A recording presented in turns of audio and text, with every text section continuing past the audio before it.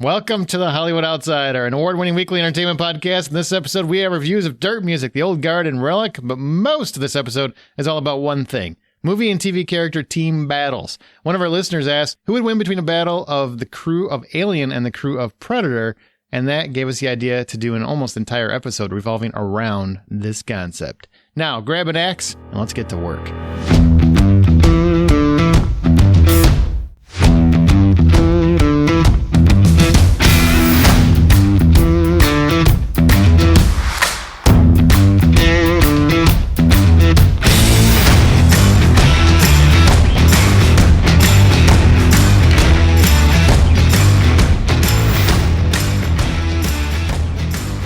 My name is Aaron Peterson. Joining me today are my fellow hosts, John Davenport. Hello, Aaron. Oh, don't act so calm and composed now. Before we started, you sounded like an animated maniac. Jesus. Manda Sink. Hello, hello. Hello. It's all man. I'm sorry. I think I said Manda Sink. I don't know why I changed your name. You've called me Manda a lot lately. I noticed that. I think in the last episode, I was like, he calls me Manda a lot. There's only room for one on this show. And that's Aaron. You're not an you're an I'm an Aaron. Well, and I have an at the end of my name too. What? So which do you want? Do you want to be Amand or Manda? I'd rather be Manda. How about than... Mandalay Industries? How about that? What? Nobody? Seinfeld fans? Like, nobody here watched Seinfeld. Nobody here likes Seinfeld. That's right. High five, Amanda. Yeah! John and I are connecting. No podcast for you! Hey, guess what? Feels dirty. AMC Theaters has negotiated out of their debt. Just so you guys know, they are covered until 2021. So all the haterade that was being drank out there saying, I hope they go down because their pretzels are too expensive. Suck it. You know that's right. They're going to be just fine. I'm just glad. That's really all I need. I think this podcast is over. That's all I needed to do is tell everybody, guess what? AMC is going to be just fine. All right, that's great. Let's call it a night. Talk to you all later. Bye. Not so fast. So here's what we're going to do. Each of us have 5 team battles. Some of them are listener-infused ones. Some of them are our own. You know, really, you'll find out as we go. Any 2 teams that you wonder who would win in a head-to-head matchup over whatever the battle would be, that's what we're going to talk about. And then we'll vote basically on whatever the person selling them is telling us. 2 out of 3 will win. An example would be, A-Team TV versus A-Team Film. I don't know. And the crew of Alien versus the Predator crew, which is the example that kind of started this whole thing going. So let's start there and let's just run by it. Who would win between the crew of the Alien movie, the first one, and the Predator crew? Dutch and friends. Why do you say that? The very first Alien movie, as in like the one that started off, right? Yeah, Alien. Oh, then Predator, for sure. Okay, you guys both just said something else, and neither one of you That's gave because any John likes to be contrarian. No, is that true? Well, the Alien crew were a bunch of... Is that true? Does John like to be contrarian? But she asked you a question. I asked you a question based on her statement. I was going to say I didn't ask any questions. I know it to be fact. I don't actually accept what her explanation of who John is as truth at all. So no. That's, yeah. So there we go. You feel thank you for proving the point. You feel contrarian about her opinion about you as a contrarian.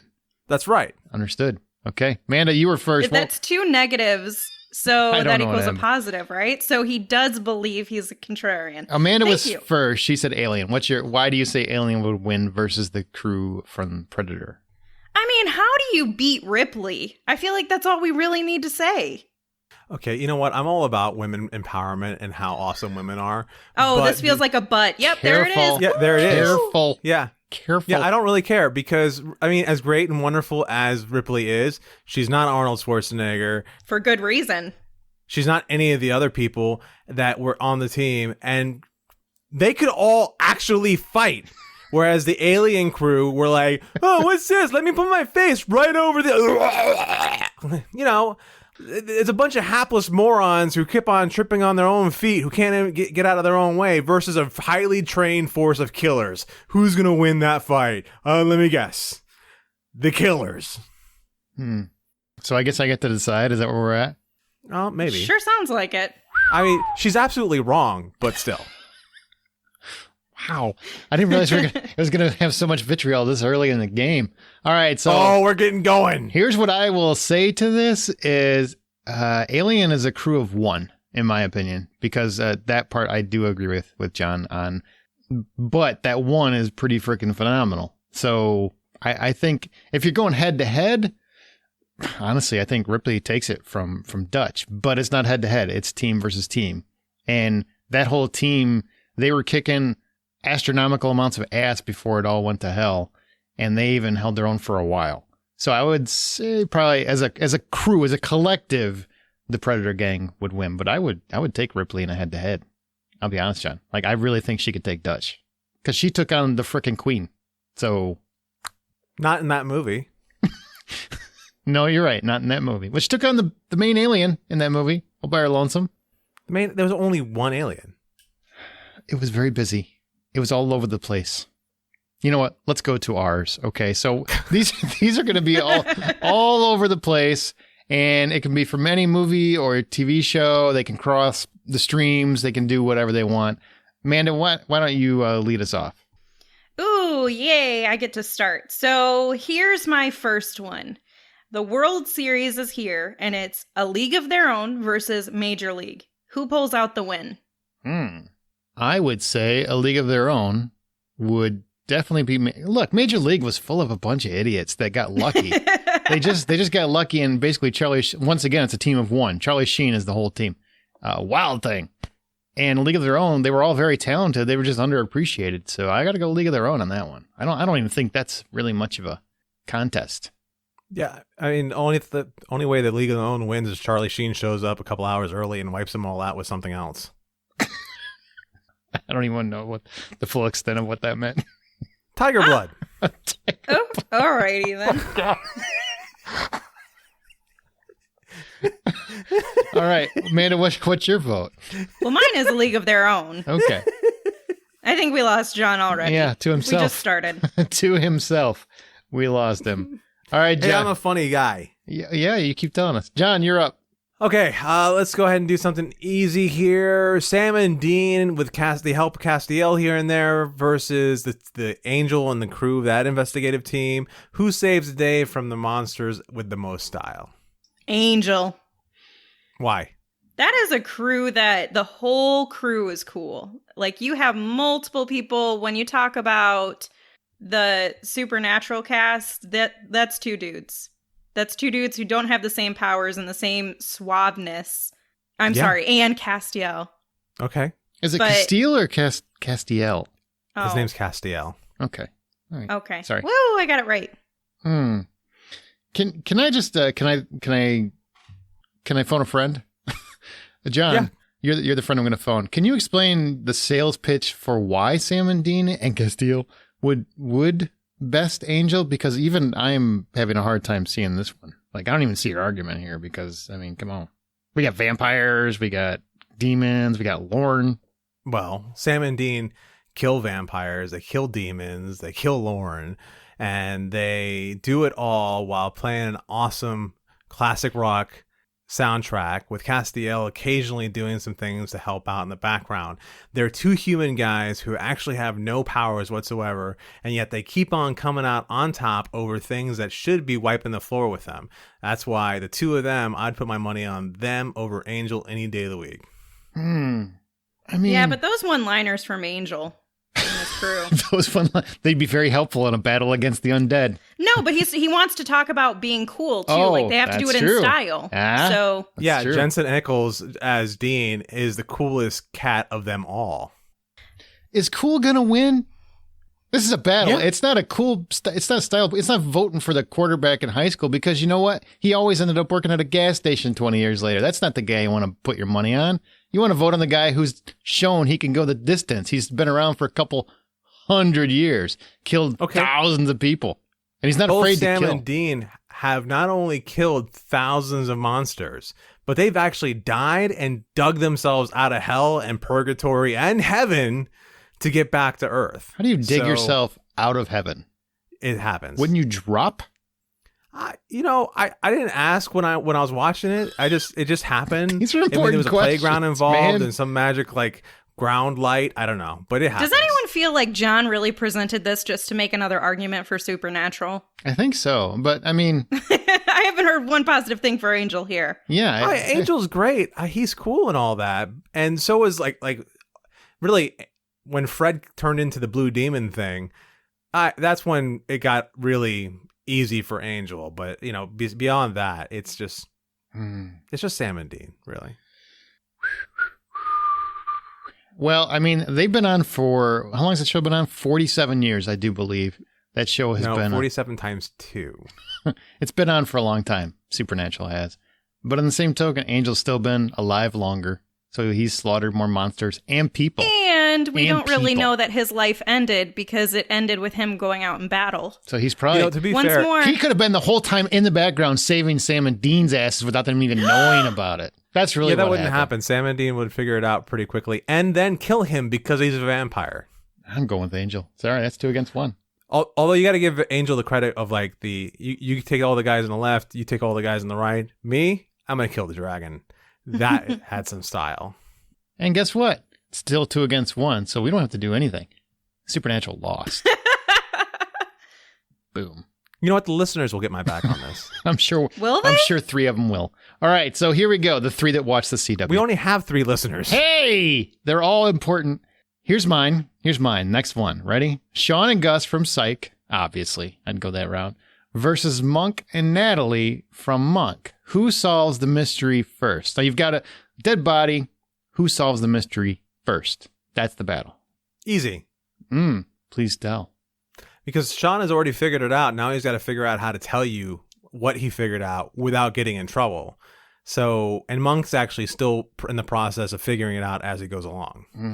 Amanda, I'll wait for both of you before I explain your wrongness.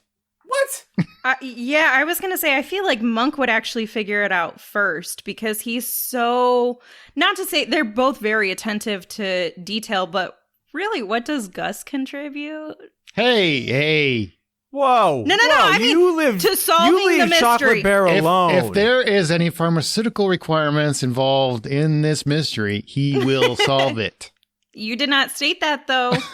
I didn't. But I feel I didn't say like what the crime was. No, I did Monk not. and Natalie as a team work together to finding out the resolving the crime, the mystery. Whereas Sean and Gus are sometimes they get a little distracted with their funny banter and their comedy, And they're hungry. They're it's very because they hungry have men. time on their hands because they've already figured it out. Or at least Sean has. Okay. Well, thankfully, you got a guy here who's just rewatched both series back front to back and then back again. So I can give you the clear answer on this one. You ready? Ready, Freddy? Okay. Sean and Gus never have it figured out in the beginning minutes of any show. Every episode, it takes him at least half an hour before he even gets close to figuring out who actually did it. Throws a lot of darts, eventually gets there. Absolutely. Monk, however, usually has it figured out in the first 10 minutes. Very often, in fact, he knows exactly who it is. He just has to prove how they did such an impossible crime. So I would say, in terms of actually solving the crime first, there's no way Monk and Natalie don't win. But I think Sean and Gus would be more entertaining. They'd have more style, if that's a Heck point. yeah. But yeah, I'd say Monk and Natalie. Good sell. I mean, you're wrong. See, But that's okay. What is that, Amanda? Is that 2 against 1 again? Sure feels like it. Feels like It's been like that for 2 episodes straight. Feels like a bit of a contrarian going on here. Is that what's going on, Johnny? John Trarian? Well, that's not going to trend. Ooh, that's a good nickname. I like it. It probably isn't. All right, Amanda, what's next for you? What do we got? So my next one, all right, $3 billion in cash is getting stuffed into the very little bit of clothing that's left. Between Hustlers and Magic Mike XXL, who takes home the most? A lot of lawbreakers out there tonight. $3 billion? $3 billion in cash. In ones? I Are thought you about ones, freaking then serious? I figure we should probably say $100 bills at least. Nobody's tipping strippers $100 bills unless they're at Vegas. Have you seen these two groups? Wow. I mean, that's a lot of money to be. It is a lot of money. You have a problem. You clearly don't know what $3 billion looks like. It's a lot of money. It doesn't fit in a suitcase. It doesn't fit in a G-string either. That would be a weird Right. wobbling out of there. Jennifer Lopez, I don't care how big her ass is. There's no way she can support that weight. Right. Delightfully large, by the way. I'm not saying anything negative about it. Not that there's anything wrong with that. No, I love her. There's everything right about that. Everything is right. Between Hustlers and Magic Mike, who would take home the most money out of $3 billion? Does it make you feel better if I say 3 million? I still feel Whatever. like that's an extravagant strip club we have. 3 million is possible to fit in a suitcase, maybe? I got an answer. I had to think about it some more. Okay. I think Magic Mike and team take home more because men are notoriously cheap. They'll pay the dollar when they could pay the 10 or the 20 for the lap dance. Where I think ladies, every time I ever see any video inside a male strip club, all they do is just throw money left and right like they don't care. You're not taking into consideration the gay community. Okay. Take them in, throw them in there too. Whoever you want. Basically, I'm saying Magic Mike's going to win. Because you're saying dudes are cheap whether they're straight or they're gay. straight dudes are definitely cheap. I can't speak to gay. I've never been in a strip club with a gay guy, but I'll bet you they would probably throw more money at Magic Mike than they would Jennifer Lopez. That's true. Magic Mike wins for me. I'm going to have to say it's the Hustlers crew because the Magic Mike guys are just having too much of a good time to even know that there's all that money on the ground. You know, they're all partying up and having a good time. Meanwhile, the Hustlers crew have not even thought about having a good time at all. And it's all a calculated move to grab all the money they want. So the Hustlers crew. That's a good point. That's a really good argument. Bitch. Wow. I mean, it still feels contrarian, but at least it works. It definitely is, but you have a good point to it. Yeah. I'm sticking with Magic Mike, but I feel, no, you know what? They probably would steal it all, wouldn't they? They'd distract. You know what? I'm switching my vote. I think that makes sense to me. Yeah, I could see that. They would totally just distract you enough to steal the money so they wouldn't actually have to earn it all in ones. Is like this Magic a Mike. sexist thing? No. Have you seen the movie? Those women, I would have given my money too. That's a bravo thing. Bravo, ladies.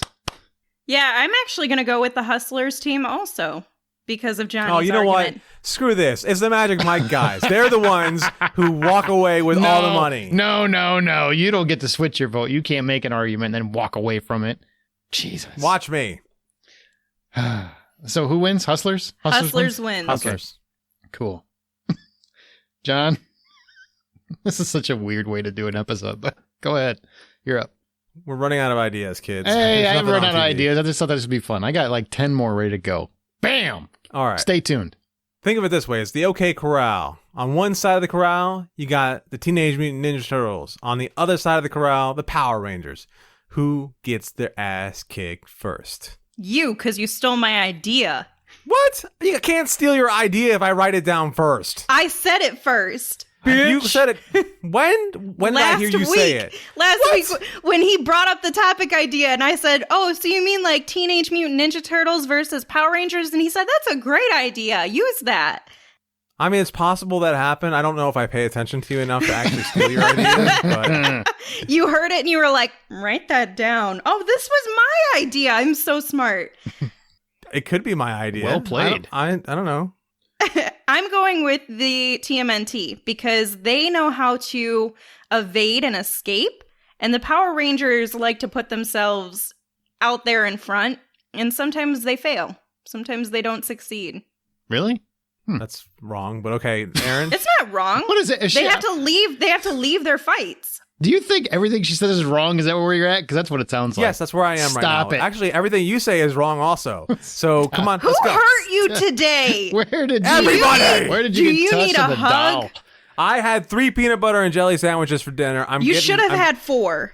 I might have needed 4, honest. And there's a cookie that I could have had, but I went, no, you can't have that cookie. You just Give have 3 yourself peanut the butter and jelly cookie if sandwiches. you're going to change your attitude. No, why would you eat 3 peanut butter and jelly sandwiches? No matter how bad Because first of all, day like the is. pieces of bread were only like 2.5 inches like in diameter or whatever. it's still wide. 3. So that That's more Yeah, than but- 1.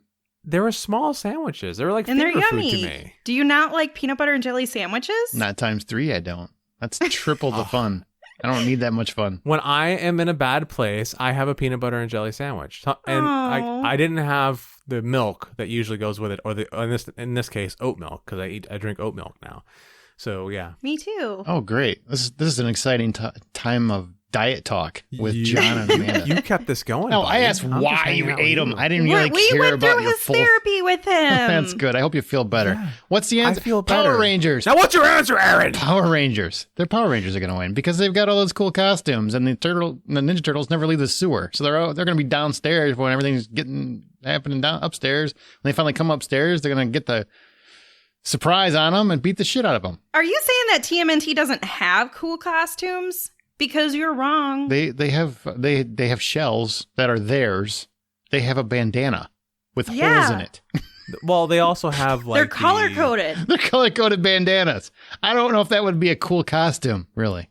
Bikers have been using it for years, okay? Okay. They also have the truck, the garbage truck that shoots out stuff and is all trucked out to be like a super bassy like sound machine with weapons on it. They have that garbage truck that does that too.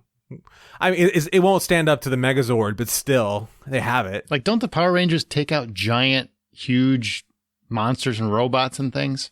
Yeah, because they get into their robots and they turn into one big robot.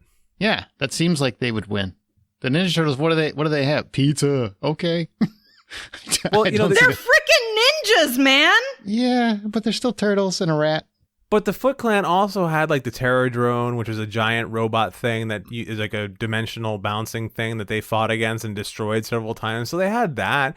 So they clearly have the ability of coming up with enough trash themed stuff because they are trash to destroy things that aren't trash, like a giant robot. Okay. Well, it sounds like Power Rangers wins. Yes? Yes, Power Rangers wins. Okay. Well, here's my next one. And then we're going to do some reviews. Then we'll come back to this little game. Ready? What? Yeah. Yeah, we're going to take a break, do some reviews, come back. You need to eat another peanut butter and jelly sandwich while we take a break. Well, I'm just getting into this. And now he wants to like mess up my stride? I mean, God. Riggs and Murtaugh from Lethal Weapon, from the movies, the Lethal Weapon Yes. movies, versus Bad Boys Mike and Marcus. Who catches Also, yes. Who catches the thief first, and who kicks the other's asses as well? So we have two separate answers to this one? No, they should both be the same. Well, no, yeah, I guess there's like a twofer. Who catches the thief first, and who kicks the other's ass? Says. All right, so my answer is that Riggs and Murtaugh catches the thief first. However, the wrecking ball that is Mike Lowry and Marcus Burnett. Marcus Burnett, I went and brain fart there for a second. The wrecking ball that those two are just like happen to steamroll the other two guys. Even though Riggs and Murtaugh are a wrecking ball themselves, they're not the size of a wrecking ball that Mike Lowry and Marcus Burnett are. So, yeah, that's how that works. There's one group in this scenario that is really bad at copping. And I think I just said that. That would be the Bad Boys group. They're really bad at being cops. They're awful at it, in fact. So I would definitely say that the Lethal Weapon crew is going to obtain the criminals first, but I do think they might get their asses beat. I mean, they're bad boys. You know, what you going to do? What you going to do? You got one Lethal Weapon versus two bad boys. Because Murtaugh, let's be honest, he's getting too old for this shit. He doesn't count. He just doesn't count. At this point, he definitely doesn't count. You're going to roll him up there. So, yeah, I think you guys are absolutely correct. But they're not good cops. They always catch the bad guy, and usually they blow him up. So that... And usually they cost the city so much damage, and it delays them in catching the criminal, You know too. what? But avoids a costly legal process. Sure. I'm just saying, you can't go. This jewelry store was robbed. Oh, that jewelry store is gone. You can't use that anymore. All the evidence is gone too. Boom. Okay, let's move into some reviews and we'll come back to this. But first, our Patreon supporters, thank you for supporting our podcast. We really do appreciate it. Especially you're hanging around. I know it's been very, very hard for many people out there and you're still supporting the show. Thank you so much. We do try to do exclusive podcasts just for Patreon supporters. We're doing a Wedding Crashers episode, the most romantic comedy of all time, I would say. And I'm going to remember that one liner. That should be up there soon, as well as we had Back to the Future trilogy last month. We've got a bonus behind the scenes 400 episode that's on there. There's a lot of extra stuff if you want to support the show. Just go to patreon.com/The Hollywood Outsider. That's patreon.com/The Hollywood Outsider. We've got 3 reviews and we're going to get back to our battles. The first movie is The Old Guard. This is one that I believe all of us have seen, actually, unlike last week when we talked about Hamilton and only one of us saw it. And Yeah. Oh, sure. Bring up last week again. Thanks for throwing away your shot. a group of mercenaries, God. all centuries old immortals with the ability to heal themselves, discover someone is onto their secret and they must fight to protect their freedom. Now, John, with Charlize Theron in the lead, how much ass does she indeed kick? All of it. Like, if there was any ass to be kicked, she goes in and she kicks all of it. She's a very capable physical actress or actor. My bad. Don't at me, but I meant actor. It's the same thing. It's the same thing. It is a great role for her. My only gripe is that there's a lot of shorthand that she's doing to make her kind of mopey, and I don't like it, but then that's just my personal preferences. Speaking of ass, there are a lot of shots of her ass in this movie. Like, there's a lot of... Oh, thank God Aaron's here to make it really gross so that I don't get in trouble for saying actress. There were a lot of them throughout the film. And I'm like, has we directed this or what? What's going no. on? I'm just kidding. I'm just kind of... Whew. All right. Sorry. Back to your review. Well, Aaron, what about you? What'd you think of the performances, Charlize in particular? I would say she's done this role before. Like, there's not a whole lot. Do you guys really feel like there's much new here? I mean, yes, I really love the story building, but I feel like she's played this character like 4 or 5 times now in a row. Just you mean movies. a kick-ass woman in the desert? Yeah, basically Mad Max, Atomic Blonde, this one. She just keeps doing this, which is fine. I think she's great in it, but I wouldn't say that she really surprised me. Kiki Lane probably surprised me more. She just, because I didn't know she was going to be fitting that role, and she ends up being like the up-and-comer, and she kicks a lot of ass near the end of the movie. Yeah, there's no heavy lifting done by Charlize in the sense of did she really stretch herself out for this, and that's not happening. But it's still good. It's a very entertaining movie, for sure. So what about Gina Prince Bythewood, who is the director of the film? She's known for Love and Basketball and Beyond the Lights and The Secret Life of Bees. And so what'd you think about this take on the story and the way that the choreography worked? I mean, just the overall appearance of the movie. It's just somebody who is an expert in their field executing something perfectly at each and every turn. I didn't see anything that really jumped out as an error or even a positive, which left me to just really be able to focus on the story, the action, which the action itself very much is like they are trying to do.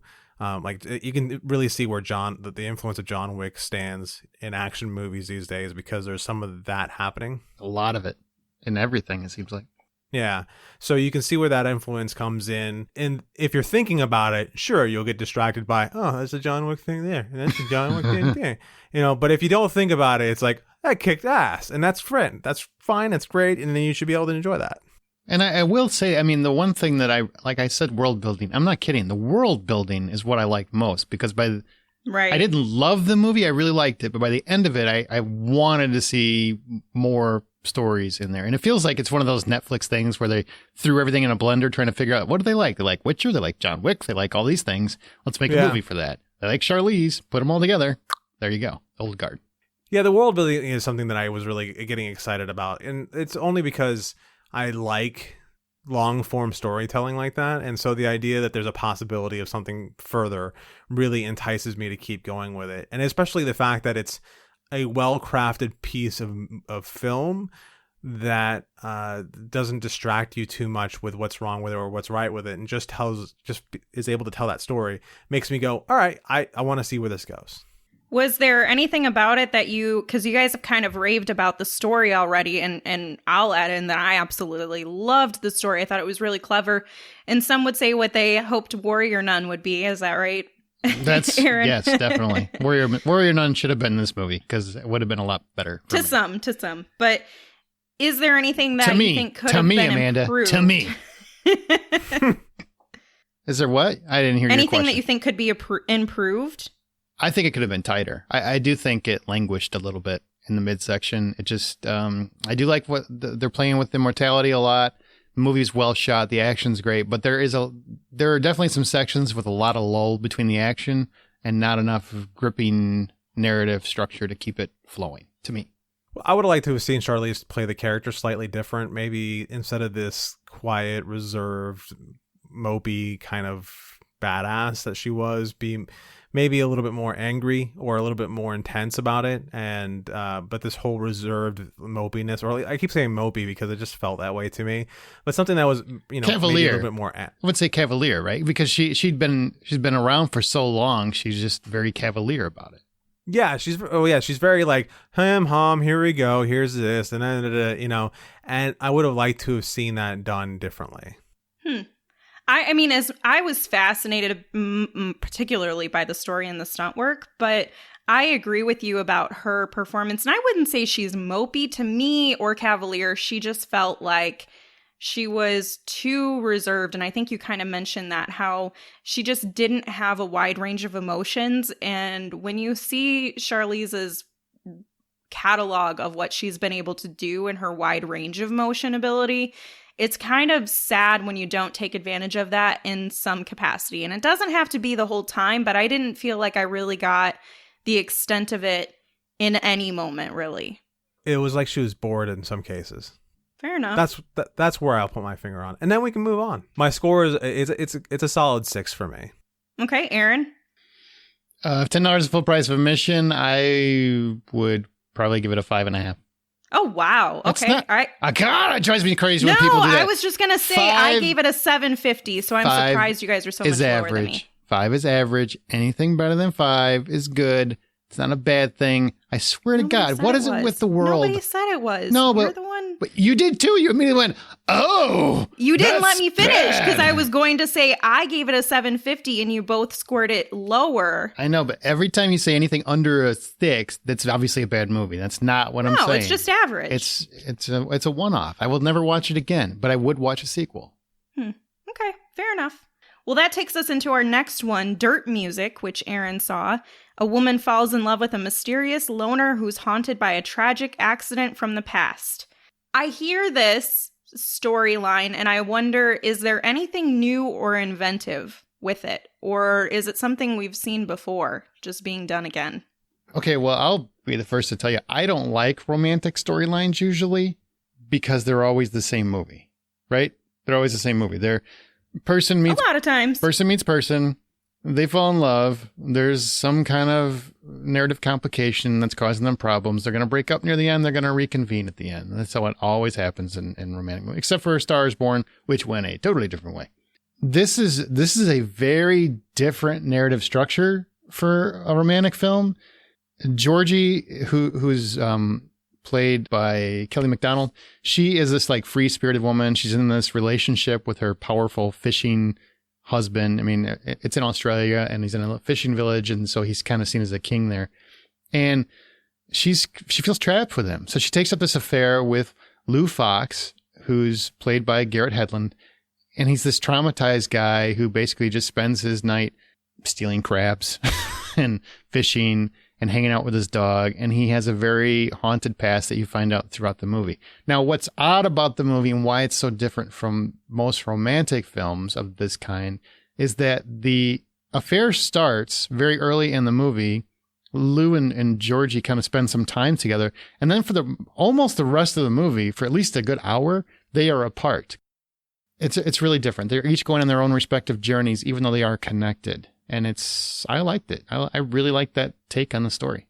And it's adapted by a novel. So sometimes I feel like there's some things that don't get talked or they don't go deep enough into, and other parts, as just somebody who's never read the book, and you're watching it and you're kind of like, why would you dive so deep into this? Why did that matter? And did you ever feel like you had some of that? Like, did you feel like this was a book adaptation? Well, I read the book was written by Tim Winton, and I read the entire synopsis of the book after I saw the movie, so I kind of had an idea what the book, and it similar but strays quite a bit. So this is its own thing. It's definitely got its own vibe. That's kind of cool. Yeah, Garrett Hedlund, he was in Tron Legacy, if you know who that is. He gives probably his best performance I've seen him do. I mean, I've never really found him to be a very well-rounded actor, but here I feel like he gets some room to actually play in dramatic fare. Kelly MacDonald becomes quite easy to follow. She's got a really hard character to sell, but you're buying her by the end and the journey she's on. So, yeah, both of them were really great performances. So let's talk about the overall look of the film from the director Gregor Jordan, who I didn't find much that I know him from. It looks like he's done Two Hands and Buffalo Soldiers as a director and a couple other things. Did you feel like this was somebody who was experienced, or maybe there were some kind of, I don't know, he did typical things? Did a very nice job. It's nothing that's going to scream, give him an Oscar or anything like that. But I will say the Australian landscapes are beautifully shot. Everything that they showed, everything that went on camera, everything that's committed to film in this movie is a place I want to be. Like, that's how beautifully shot it is. So every time they show any landscape, I'm like, I want to visit that. I want to go there. I need to be at that place. That's how beautifully shot the movie is. Watch it for anything. It's worth watching it just to get a feel for Australian landscape. And it kind of sounds like it's less about the romance and more like that's a backdrop and more about this I don't. story. I didn't mean that to say that the romance was a backdrop, but they just don't spend the whole movie focused on just that romance. Like they're each on their own respective journey as well. Interesting. Mm-hmm. So if the full price of admission were $10, what are you giving Dirt Music? I give Dirt Music $6. Whoa, it's more than 5.5, right? Oh my goodness. Yep. You're so dramatic. I know. All right, let's move into our next and final review, which is Relic. And it's about a woman who links her mother's increasingly volatile behavior to an evil presence at their family's decaying country home. Now, Relic is one that I will say I've been pretty excited about, and it has Emily Mortimer in it. And how do you feel about this take on a story that's in the horror world kind of gets played out a little bit sometimes? Well, I think atmosphere is important here. This is a very character-driven film. There's no jump scares. It's a slow burn building to a very unexpectedly beautiful climax, by the way. I really loved how it ended, and it took me a while to understand it, which I don't mean that in a bad way, but it was an interesting way to take how the film ended. If I had one complaint, it would be the slow burn, because at times I thought I was struggling with dementia because I couldn't remember to pay attention. But for the most part, the movie has a really good build, and it's building to something. Like, it actually has the idea of the film is a horror theme, sure, as we watch, but we're watching Kay and Sam deal with grandma's growing dementia, all while this demonic force is at work, right? While it's playing in the background, while it's in the house, while it's getting in the walls, while it's absorbing their world. And the evil, to me, really felt like it was a metaphor for dementia, as Graham becomes less and less of a version of herself and possibly something else. And that's really what the film is ultimately about. And I thought it was really well done. Do you feel like it really pulled and gave it a nice overview of what dementia can look like and impact for the families? Since it sounds like that's a pretty prominent theme. It is the theme. It's the entire movie. I mean, a lot of it is Emily Mortimer is like this failed daughter. She feels like she wasn't there for her mom enough. They get a call that mom's been missing for a few days from a neighbor. They come, they find her finally, and then it's just them and her granddaughter, Sam, trying to wrestle with what they do with her. Do they put her in a home? And then we see her actual dementia coupled with whatever is at play in the house. And as the movie builds, the evil manifestations become that metaphor for dementia. So yeah, it all ties together, and it works very well. Is this something that you would recommend to a friend? And if so, what would you try to sell them on it for? If they're maybe like, I'm so tired of horror movies on streaming, I can't take anymore. They haven't been worth it. How would you sell this if one? you are into gore and zippity-doo-dah pacing, if you're into violence, if you're into jump scares, if you're into all fun horror, this is not the movie for you.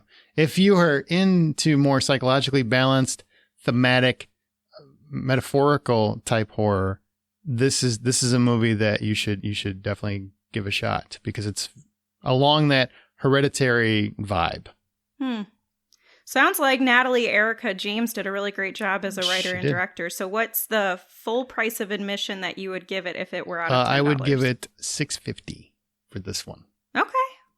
Oh my goodness. Yep. We got 50 cents more than the last building. one. I just scroll. If we would have had one more movie, I would have threw it at $7. I can feel it. Let's get back to our team battles. That's enough reviews. Now we go back to Amanda, and we bring John back. So Amanda, what is your next movie or TV character, Team Battle.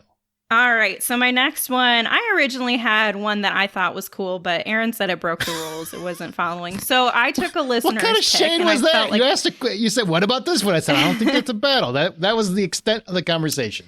yeah. And so I deleted it. So you can shame him. I'll post it in the comments or something in the Facebook group. So Nobody cares anymore. I took a listener's pick, and it was from Matt Barnes, and he wanted to talk about time travel. So Team Bill and Ted versus Team Marty and Doc. I thought this was a fun one. I like that. What's the goal? To time travel and survive. I don't know. Do you go with the group that the two that make it through time, they sort of know exactly what they're doing and exactly how to get themselves out of trouble, or do you get to go to with the hapless idiots who keep on accidentally getting Marty it right? and Doc. John just sold me. Because I don't want to be anywhere near a time machine where Bill and Ted are in charge. So, Marty and Doc. Right. That's a really good point. Yeah. They're gonna step on a butterfly, and all of a sudden, I only have one leg. Exactly. Anyway, I'm on the same page, so that's mine. All right. So my team ups are the Goonies versus the Gunters from Ready Player One. Who finds the Explain the treasure first? Gunters for people that don't know what the hell you're talking about. So the Gunters are Percival with H and the Dido and the team, the kids that got all together in Ready Player One. They go hunt down the keys. The top 5. Well, this would be really helpful for anybody who's never seen or read Ready Player One. True. And everybody knows who the Goonies are because they're the Goonies. Yeah. Because they never say die. I'm going to go with Ready Player One because the Goonies ultimately needed a whole bunch of help to get to the ship, right? They seem like they'd be masterful with really old artifacts and whatnot, but it would take them time. They need to ask for help. Where the Ready Player One kids kind of did it all themselves, and they obviously understand technology, which is very important in today's world. So it's today. So I will go with Ready Player One kids. Okay. Amanda? Yeah, I would say that's their sole mission and goal is to search and find. And I mean, that's really what they've always been doing is trying to find that Easter egg. And so that's who I would give it to versus the Goonies, who have a lot of fun and they're really entertaining to watch. But I don't feel like they have spent their lives building the leadership or the skills necessary to find and hunt. And what's very important is that the Goonies, except for Mikey, the rest of them were just like, I just want to have fun. You know, they weren't tasked treasure hunters. The Ready Player One guys or kids, they basically, all they do is notice little nuances and artifacts. Like that's what they do. They're gamers, man. They notice stuff. So I want the kids that are paying attention to everything, not the ones that are like, I want a zip line to go through a tree. Woohoo! You know, I want the smart one. All right, you sold me. It's the top 5. Woohoo! All right, I'm bringing it back to the Predator crew. Okay, so you remember those muscle heads, the ones that definitely would have beaten the alien crew? Those guys? Yeah. All right. Yeah. I'm aware. So Dutch and the Predator crew versus the A-Team. Now, I'm going to give you a caveat. You can choose TV or movie, whichever one you think is more powerful. Because some people feel, and I'll tell you, my answer would be the film team because they're willing to actually hurt people, where the actual A-Team were never wanting to hurt people. And I think that's going to come in very unhandy with the Predator crew. So that's where I would go. But you guys decide. Man, this is tough because as much as I feel like the A-Team is super badass, I don't know that they're able to stand against the Predator team.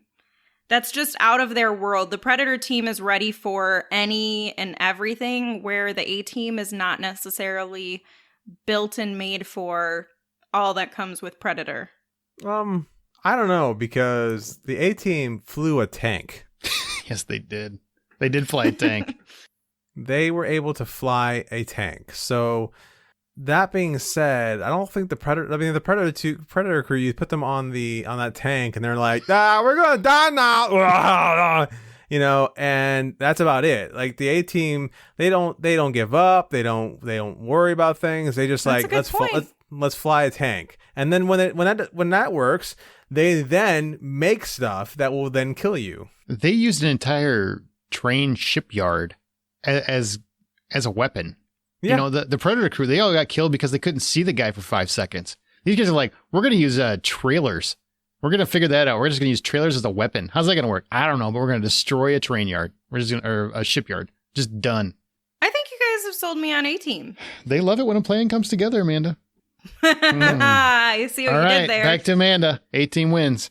Dun dun dun dun dun dun dun dun dun dun dun. Ba, ba, da, ba, ba. We're off YouTube. A global terrorist is on the move, and after she takes out the fictional daughters of both Detective James Carter, Rush Hour's Chris Tucker, and Jackson Healy, the nice guy's Russell Crowe, revenge is the only form of justice. James Carter reunites with his partner, Chief Inspector Lee, Jackie Chan, and Healy, respectively, with his Holland March, played by Ryan Gosling. Who will get to this lady terrorist first? Easy. The Rush Hour team, because the nice guys, though good at their job, couldn't find a drugged out girl to save their life. Like, they accidentally found her at one point. The little girl that was Gosling's daughter found her before they did, and then they still even lost her. So, yeah, the Rush Hour guys. Dun, dun, dun, dun, dun, dun. I think Jackie Chan is focused. Carter definitely is not. Healy and what's the other guy's name? I know it's Holland. Yeah, March. Holland and Neely, right? Holland and Neely. Healy. Neely, Healy. It's all the same.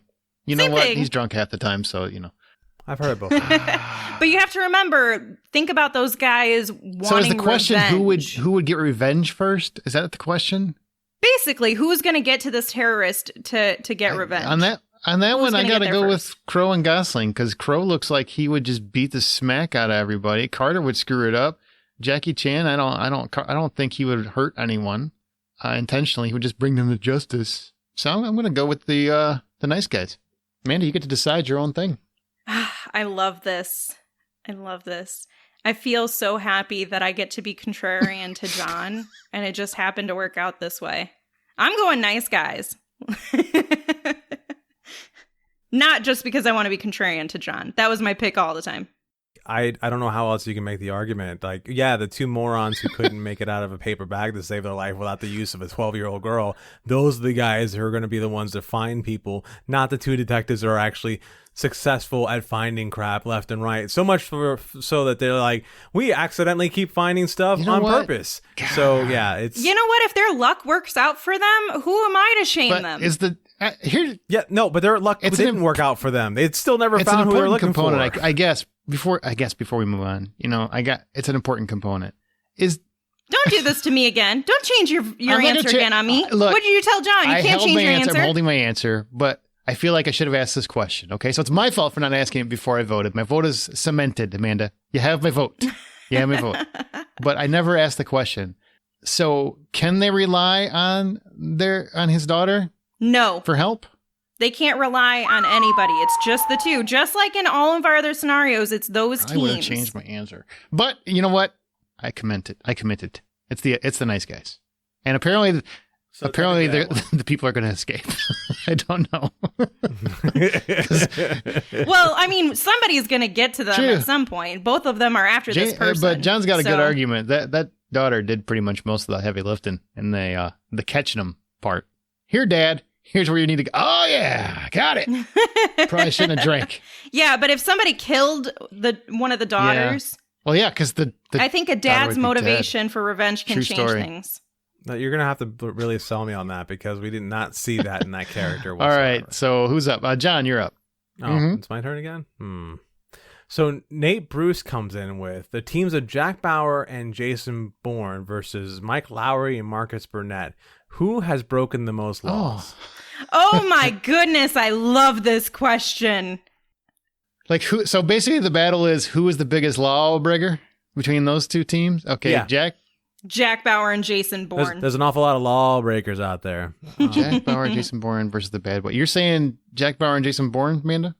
Yes, Jack Bauer literally terrorized people. Like he tortured he got them. Answers. He saved lives. But He they were all did. bad. He did. They were all bad. But that's All still of them. against the law. They weren't all and bad. He should know this. He's on like the he highest shot one level. dude's wife in the leg. She was totally innocent. She was bad by association. She was asking for it. She was giving me the shoot me eyes. Yeah, they do not care. Mike Hashtag her Lowry too. and Marcus Burnett, they seem to break smaller laws. Like they're just dumb. They do They dumb threw cadavers stuff. in the highway. They blow up random. They break into Mexico. They do a lot of international things too. They break a lot of laws. They went to Cuba and blew up like a whole country. So they break some stuff too. Well, you know, I think the big difference here is that Jack and Jason will be able to list all. Well, you know, they actually would be able to list all the laws they broke, whereas Marcus and Mike would be like, "We broke laws? What? No, we're just getting the job Part done." of our investigation process. When the CIA has to hunt you down, I think you've broken more Not laws. necessarily. Sometimes you're exposing the truth. You've broken. Oh my goodness. Wait, who was like the CIA hunted who Jason down? Bourne. Right. Well, I mean, they were looking for him because like he killed people. That's it. Or he was That's he was a all. lost asset. All Not a right, big here we deal. go. I got an answer. So Mike and Marcus, they've broken a lot of laws. But the answer, like the question is, in terms of a battle, who has broken the most laws between those two teams? And I would say, yeah, it's got to be Bauer and Jason Bourne, because My only argument is that they can list the laws they broke, whereas Mike and They Marcus can. can't. Just because they're too stupid to know what if they you are. go through every season of 24, Jack Bauer alone probably broke more laws than everybody else combined that we're talking about. Probably everybody we're talking about in this whole episode. I mean, in one season, he kidnaps a president, he tortures said president, and that right there is about 15 different laws. So I would say it's got to be Bauer and Bourne. And Bourne's just like kicked everybody's ass that he comes in contact with. Guy just is asking him for directions. He just beats the shit out of him on the street for no reason. Sorry, I was trained. Well, Bourne actually gets a lot more points for that Jeremy Renner movie that was in between two of Jason Bourne's movies too. So I mean that kind of damage that does As a is pretty movie, high. like as a cinematic crime. Yeah. Oh, that That's was funny. fair. John made it funny. Oh, that's All great, right. isn't it? So is it my turn now? Whose turn is it? My turn? Okay. Yeah, it's your turn. I don't know Adam anymore. Smith. He wants to know Ghostbusters versus the Scooby-Doo gang. Who handles the ghosts first? That's a really fun one too. They're better at this than we are. Hey, easy.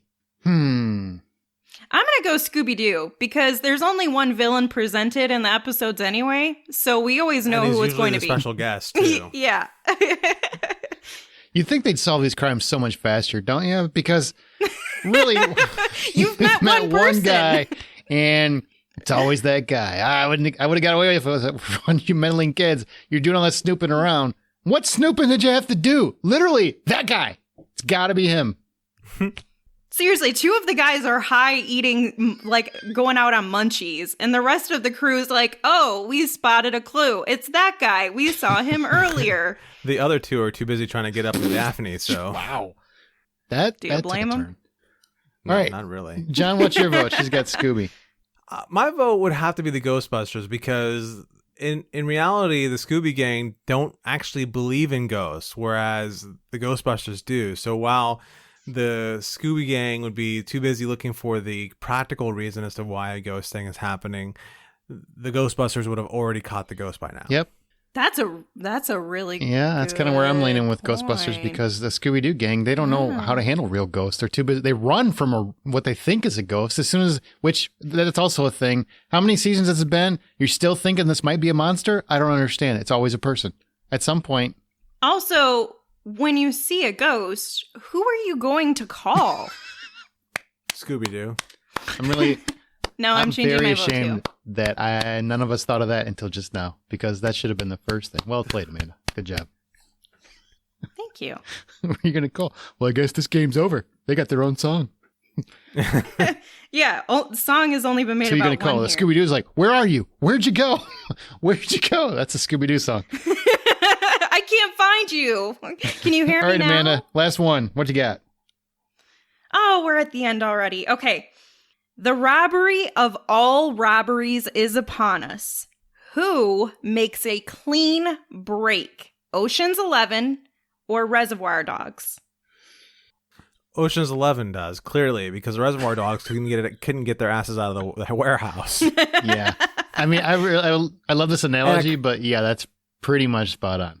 Yeah, and one of them was a cop, so yeah. I love that I could rely on you guys for this.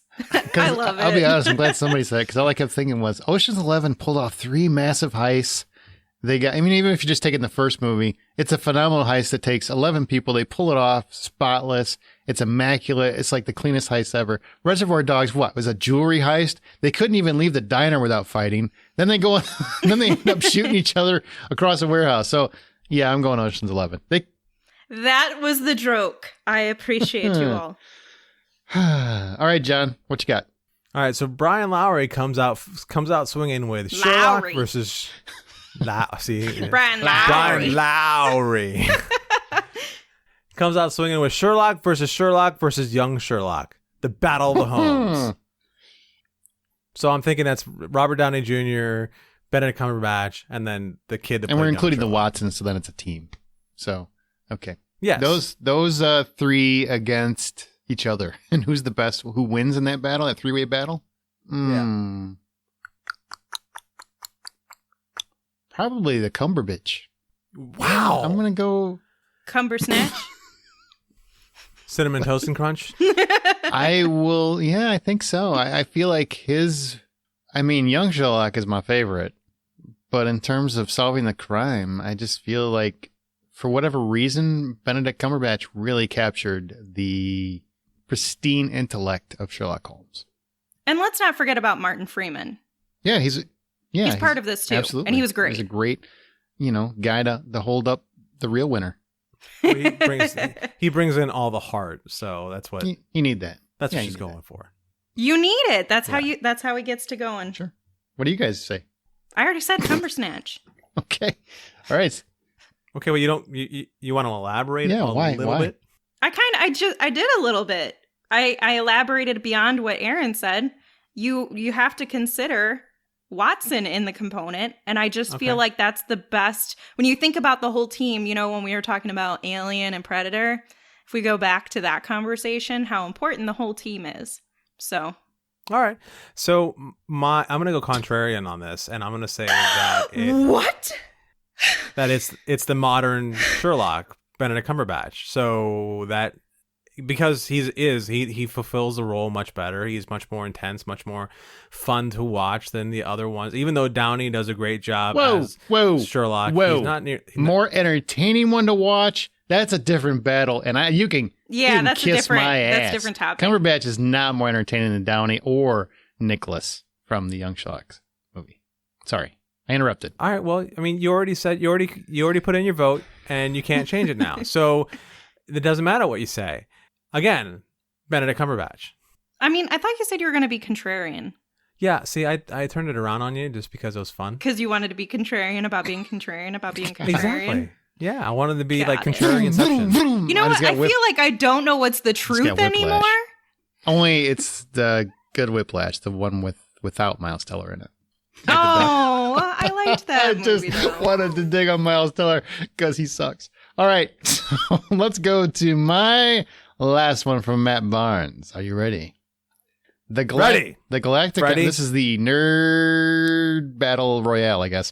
The Galactic Empire from Star Wars versus the Klingon Empire from Star Trek. What say y'all? What are our clarifying components of this? Entertaining? Who wins? Survival? No, What is it? head-to-head battle. Who wins? Which Star Wars groups are we taking? The Galactic Empire versus the he Klingons. did say Galactic, which means not Yes. First Order, so it would be the original Empire. Right. It would be the xenophobic, alien-hating, monster-stomping, Princess squashing. just throwing some words out. I mean, I don't know how I don't choose Star Wars. And feel free to inform me because I'm not a big Trekkie. I think that's what you call those people. What do you mean, those people? The Trekkies? Ew. So my vote's going to have to be the Galactic Empire. And my reasons is that the Klingons are like a people from a planet. And sure, they may have outposts out into the, in the galaxy and everything. But really, they're primarily focused on the Klingon planet and stuff like that. Whereas the Galactic Empire is an actual empire that owns multitude of planets and has a whole host of armies that just flush out all the weird looking like alien creatures that the Klingons are. Because let's not forget that the Galactic Empire are a bunch of xenophobic, psychotic monsters who stomp out alien races. Is this like nerd porn? I think so. Porn? Pretty much. He's right, though. I mean, it's a Davy and Goliath kind of question, right? And Davy just doesn't have the right aim for this. So I just don't see how they can take out the Galactic Empire. Although, to be fair, you can technically take out their biggest weapon with just a random shot. So it wasn't random. It was perfectly controlled shot. It's kind of random. I mean, if one shot's going to blow up the entire, like, their main weapon, I feel like they're vulnerable. They're a little vulnerable. If it's one shot, it's not random. Okay, but I'm just saying that they're a little vulnerable. But the Klingons are more of a primitive race, right? They mostly, they're not quite so advanced. I mean, you correct me if I'm wrong on that one. Well, I mean, they do have their own spaceships and stuff, and they do have their own blasters. Do they have laser swords? And they have teleporter technology. Do they have the Force? No, they have a batleth, which is kind of like a cross between a pole and an axe that is a whole blade that just cuts you in half. But again, you have to get close enough to use the batleth, which Darth Vader is never going to let that happen. Mm-mm. Yeah, I think Galactic. I mean, I think they're going to. Not only are they going to win, they're going to decimate them. They're just going to blow up their whole planet. Done. Dunsies. Yeah. All right. It's kind of like Batman versus Superman, where the fight should have been like, "Do you bleed?" And then he's a pile of ashes on the ground. Hey, you know what? Speaking of Marthas, we have one more I want to throw out this because I thought this was fascinating. It's from our he's a frequent collaborator, Troy Heinrichs. He said this one, and we can close this out. The human communities of The Walking Dead versus the Marthas, colonists, and handmaids of The Handmaid's Tale. I just thought that was like a fascinating conundrum. Like, they're all kind of in this apocalyptic world. If they came to battle, who would win? I would say the Walking Dead people, just because they are more bloodthirsty, possibly. Kind of right with they're fighters. I mean, not to say that the Handmaid's Tale people aren't fighters mentally and in some capacity physically, but when you're talking about using weapons and taking the other team down and strategizing, I feel like the Walking Dead team takes that. But if you're talking about just being able to survive something horrible and mentally, Handmaid's Tale team wins. Yeah, they've got gusto, but they ain't got weapons. So I'm gonna go with the team that knows how to wield something. Although it would be kind of bitching to see that fight, like a bunch of dirty pigpen looking bastards versus these ladies all in red. What if they were like so separated? The Handmaid's Tale people were so separated, and somehow the Walking Dead people came upon the land and saved them. Saved all of the Marthas and the maids. They totally would, right? That's what they would do.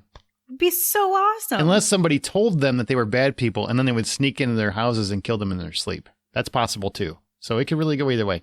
Oh, man. That's dark. This show's already dark enough. Don't make it worse. Yeah, it's okay. Well, that's going to do it for this episode. So any closing thoughts or recommendations? Anything you guys want to mention before we head on out of here? I loved Hamilton. Oh, welcome to the party of last week. I know. All right, you still listening to the soundtrack? Because that's the sheer test. I cannot get it out of my head. Day and night, I have the song stuck in my head. Really? You know what's been in my head since I watched the movie is the soundtrack to Eurovision. Yeah, not again. We're not doing this again. No. I watched the trailer again, and I still have a hard time getting into it.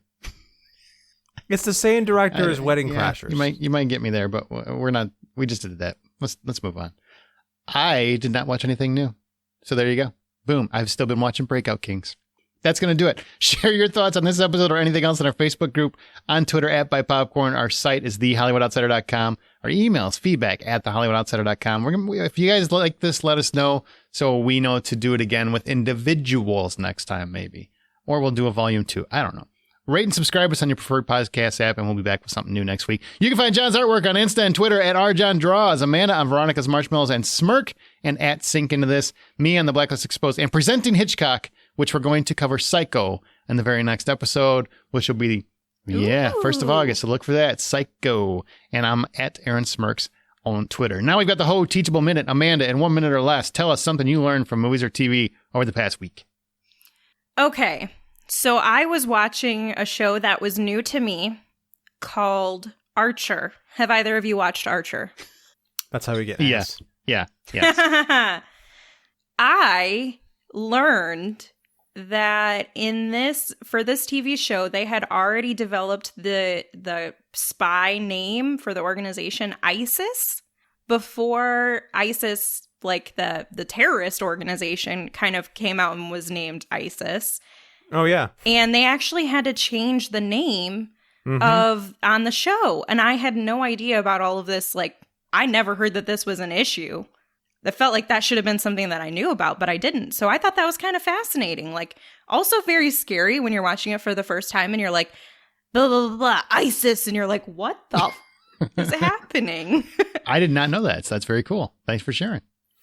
Yeah, it was a thing for a little bit, and they actually addressed it in the show in such a way to be like, we can't be ISIS anymore because a couple of terrorists have yeah, it's pretty great. I haven't gotten to the point where they actually address it. I just learned this because I was like, hold on a second, why am I watching a show where the good guys are supposedly called ISIS?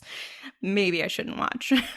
But guess what? That's it. Hey, come back next week. We're going to have something else fun to talk about. I know there's no movies in theaters, but we still are going to be doing this podcast. I don't know what is going on in the world, but we're still trying to have as much fun as we can. We're going to break into the theaters and make our own night. I think we need to get the Ocean's 11 crew because they obviously would be the right ones. The Reservoir Dogs would get murdered in the parking lot. You dang by right. each other in a giant circle. Yeah, exactly. We're going to go talk some Wedding Crashers. If you want to hear about that, it's going to be on our Patreon episode. Remember, the next time you head to a theater...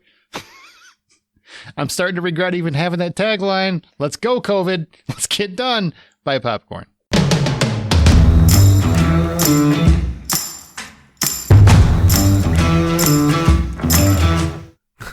At least they'll be there in 2021. Yeah, but we might not be. It was a 3 peanut butter and jelly sandwich night, okay? Jesus Christ, 3? Tubbs. What's up, Cheeks So Plenty? It was a hard day. I feel ya. I have a cider, boys, that I was sipping on. Oh, speaking of, I'm going to go get a drink real quick. Or we could start. I'm going to get my drink instead, because I can do that. I hope you trip. I hope you I fall. can't hear you. I hope you fall up the stairs. And then roll down. Cheeks so plenty. Cheeks of plenty. Go fuck yourself. Oh, he can hear. Oh, he's got him on his head. Headphones on, you son of a bitch. I can hear everything you're fucking saying. Son of a bitch. I did not know he had wireless headphones. I forgot about that. Hey, wireless headphones for the win, bitches. Well, that's going to change how I do things from here on out. I finished this one. This one's empty. Oh, okay. Is this beer? And no, it's AHA sparkling water, because sparkling water is the best water. Great, because only peasants drink non-sparkling water. Again with the peasant. Seriously, you can't do that, dude. That's not going to work. I can't do what? You can't drink that. No, you can't. You just stop it. Oh my god. Yeah, that's right. Choke. Come on, let's light the fires and do some podcasting and shit. Kick the tires and light the fires, Big Daddy. I mean, what he said. Let's do it.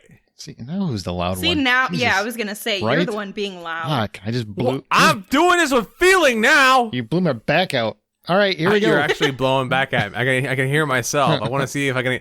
I'm going to see if I get so loud. If I can hear myself. Oh, look at that. That's me. Wow, this mute button really works well. It does good when I take the headphones off. That worked great. I just muted all my sound. All right, here we go. Welcome to the You Hollywood... gonna do this or what? I hate you. I hate you so much.